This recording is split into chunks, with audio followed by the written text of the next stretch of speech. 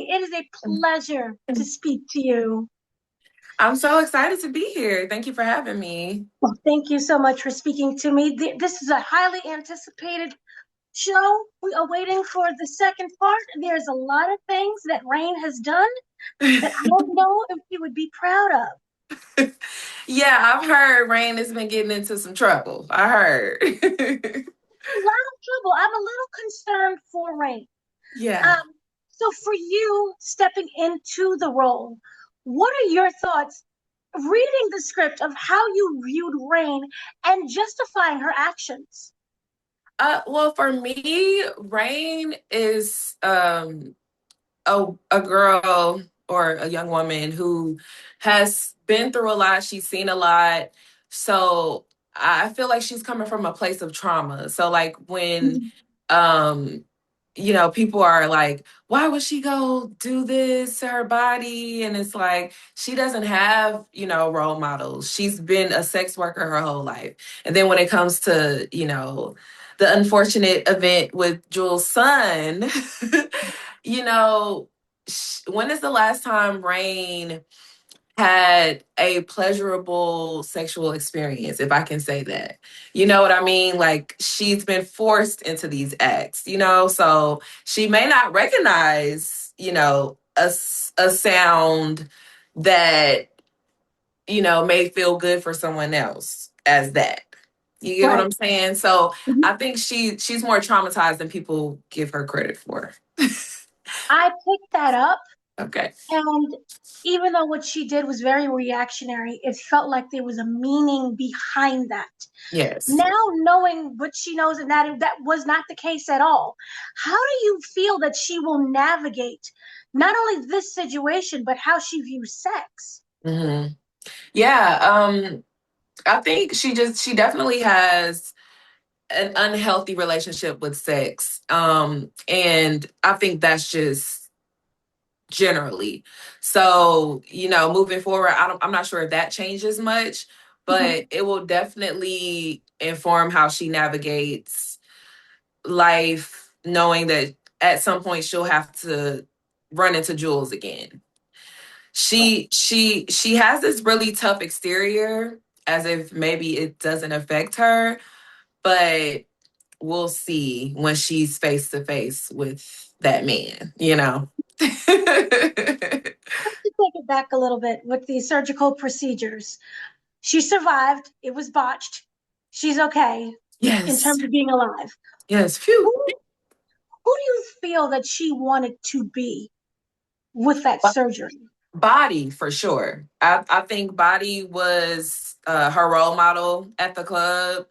She was seeing this girl making all this money that she wasn't making. And I think she was looking for a quick fix. And yeah, so Body gave her the courage, and she saw the results that Body had. And I think she thought it was going to be the same thing for her. How do you feel that she, because it was a long recovery, Yeah. it took, treatment that was funded by Horace. Mhm. And so with that, I was kind of wondering, during that time period, did she have a chance to reflect on self because the looks for her was not there anymore? She definitely had time. I think what people don't realize in this show is that as it's not the time frame that you usually see in a television show. Like season one was about a week long, so people are Mhm. like, "Why does Kimmie still have on this same outfit? Why is Brain still in the hospital?" And it's like it's been a week, guys. You know what I mean? So she definitely had time to reflect. And like I said, Rain comes from very humble beginnings, and I don't think she has that level of maturity to say, let me like self reflect and how did I get myself in this situation. She more so points the finger like, you did this to me. She goes after Dega. So I think that's kind of where her mindset is.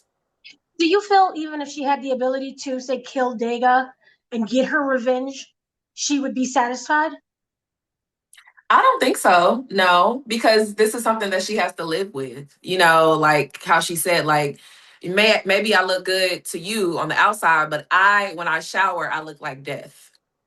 You Mm. know, so I feel like there's a long journey ahead when it comes to, building up her confidence in that area. And back to your question about sex, like, will she ever want to be intimate with someone after, you know, this and what her body looks like now, In season 2, can you kind of tease her relationship with Alex? Because you both are running around reckless.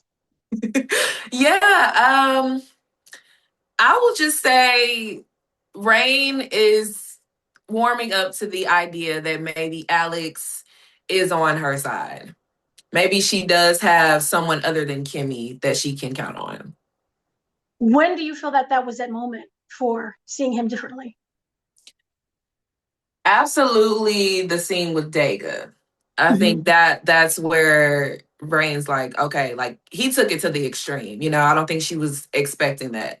So now it's like we're, bonded by blood, for lack of better words.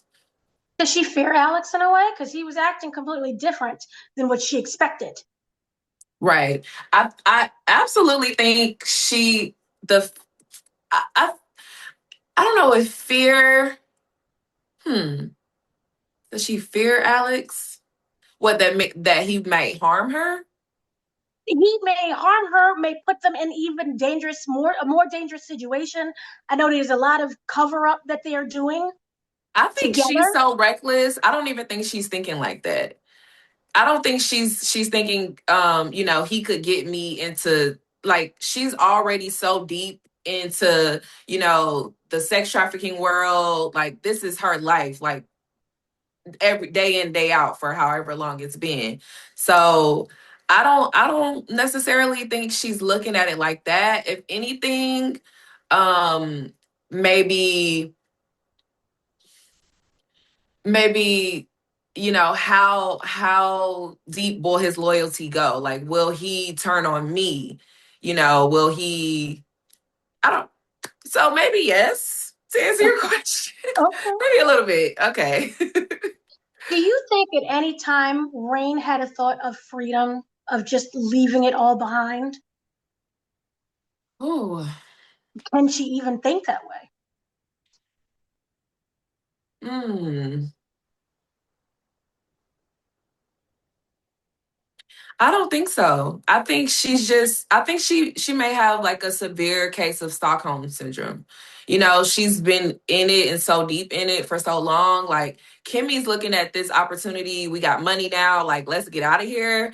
And Rain's like, actually, I want to go back and take over. You know what I mean? So I think she's just stuck in that mindset of like trying to be the best girl at the club. Like, Mhm. it's like I said, she's not very mature. So then, Yeah. speaking of Kimmie, do you feel that they will grow even further apart in part 2? Um, there's a possibility because they're after two different things. So yeah, there's a possibility for that.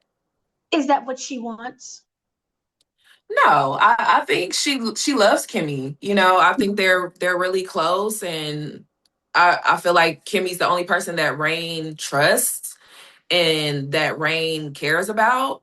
So I don't think she wants to, you know, separate or lose their friendship in any way. Do you feel that there was any kind of regret that would happen in part 1 of their relationship? What do you mean regret In about terms them? of like, hey, let me listen to you more and not Um, go back. like I told you so. Yeah, Right. yeah, I think there's probably some of that. I don't know if Brain will ever acknowledge it, but yeah, I mean, she has to think that, I'm looking up at you from a hospital bed and you just told me not to do it. So Glenn is alive. I know you cannot say what you were willing to do to make sure he doesn't say anything. But how do you feel she views him now? Is he a threat? Absolutely. He's absolutely a threat. If he can talk, he's a threat. You Is know, we have don't know, his state as of yet, but if as long as he's alive and he can possibly tell someone, because that was a face to face encounter. You saw Mhm. me, you know, so yeah, he's a threat for sure. Can you tease kind of how you see her not dealing with that threat? Do you feel that it would have to come down to murder? Not necessarily murder. I think Well, Rain is resourceful mhm. in some ways. So, I plead the fifth. Okay. How do you feel that this does into the relationship with Sylvie then? It's definitely tainted. I think at some point Rain, or even now, Rain sees Sylvie as a little sister. So they're definitely not on good terms as far as Sylvie is concerned, because she's a sweetheart. She's not used to this life of crime and drama. She does come from some a shady background with her parents, but I think she still has been sheltered in a way. Mhm. So to be exposed to that type of violence at the hands of someone that that can be very uncomfortable, I can imagine. So my question for you, Amber, as Mhm. Amber, what advice would you give Rain in her situation for part two? I personally will tell Rain to get out of town. Like, why are you still here, girl? Go. Take the money and run. That's what I would tell her to do. Like, Yeah. just start over somewhere. If you want to get a club in Alaska, go do that. But why are we still in Chicago at Delinda's, or trying to be? Yeah. So breaking down his character, I was kind of wondering, do you take it scene by scene, or is it the overall look of Rain and what she's going through overall within the season? I think it's a little bit of both. When it comes to filming days, like when we're on set, I take it scene by scene. But of course, I have to be aware of what this scene is leading to, or where it's coming from. I have to be aware of those things. And of course, the script supervisor helps with that. Like, wait, where did we just come from? Um, but generally, like when I'm filming, I like to like learn my scenes for that next day. Like I don't like to overwhelm myself with like trying to learn the whole season or anything like that. Like I read it and then I prepare for the next day pretty much. What do you feel are kind of the best qualities that Rain does have that you try to portray so she doesn't come out as a pure villain? I think she's a good friend. She's protective. She's funny. Um, I think she was definitely like a, a comedic relief this past season. Um, yeah, those are my top three. So then kind of stepping in more into comedy, we have your other project that's coming up, Joe's College Trip. How was Yes. that like filming? I know also with Tyler Perry and just being in this comedic environment that is a little bit lighter than BB. Yes, much lighter for sure. Much lighter. It was so much fun. Joe is like Medea times 10. Like he's so unhinged, no filter. So I don't think this is something you want to take the whole family to see. Well, not take, but log into Right. Netflix to see. But so much fun, and I'm super excited. I'm super excited. This is the first of hopefully many Joe movies. So I'm just so grateful to be a part of it. Can you tell us more a little bit about your character? Yeah, so my character's name is Destiny, Mhm. and Joe and BJ meet my character along their journey. Destiny, she is a sex worker, so that's something that she has in common with Rain. but she's a super smart girl. She's really smart. She knows a lot about history. So she gives BJ a little perspective about, his relationship with Joe and their whole journey together. Can you explain also your tactic for comedy? Because you're also doing a serious drama. What there was funny moments though. Mm-hmm. So is it more about playing within that scene, or can you kind of explain kind of your route to comedy? Comedy, it's it's a lot of improv, like just kind of going with the flow. You don't really you don't really practice too much with comedy. Like you don't really have to take it so seriously, literally. And also Tyler Perry, Mr. Perry, he improvs a lot. So just playing off of him, it's like playing. It's like, we play pretend when we were younger. Like that's more how I see comedy. Like we're just playing around. So with this show, with this movie, and with Beauty in Black, I was wondering, are there any specific tools that you will learn that you will apply to other projects? Hmm. Well, working with Mr. Perry, it forces you to learn your lines quickly. So, being disciplined and focused, those are some things that you really have to do when you're working at TPS, because on other projects you have more time to, rehearse and run your lines and really get into the character. But the way that Mr. Perry works is so fast. It's kind of like, I always say, like a boot camp for actors. So like if you can make it there, you can make it anywhere. It's super fast. So I would say just learning to be more disciplined and focused when I'm going, into a project for sure. So I was wondering also, with both characters that you have coming up, was there any kind of personality or qualities that you inserted in the characters that were not necessarily on the script that only you would know about? Hmm. I mean, I would say I bring myself to every character. When Mhm. I just that's how I kind of approach acting. Just, this is me if I were to be in these circumstances. So Okay. yeah. Did you have any say when it came to the costuming? No, not so much the costuming, but our team, shout out to Rayonda, she's the designer. She's phenomenal. The whole design costume team, they're amazing. So I was like, oh, I love that. Oh, me too. I want to wear that too. Like, like like I can only choose one. So no, I didn't really have to say so, but I didn't need one. And also, I was wondering, do you feel that the comedy, being in a comedic movie, kind of the technique behind that kind of feeds into more of the drama that you've been on with Beauty and Black, or vice versa? Is there certain specific tools that you've learned that you apply to other mediums? Well, I think being an actor, you have sort of a tool belt, so it always helps to kind of be open to what your castmates may give you, your scene partners, whoever you're in a scene with.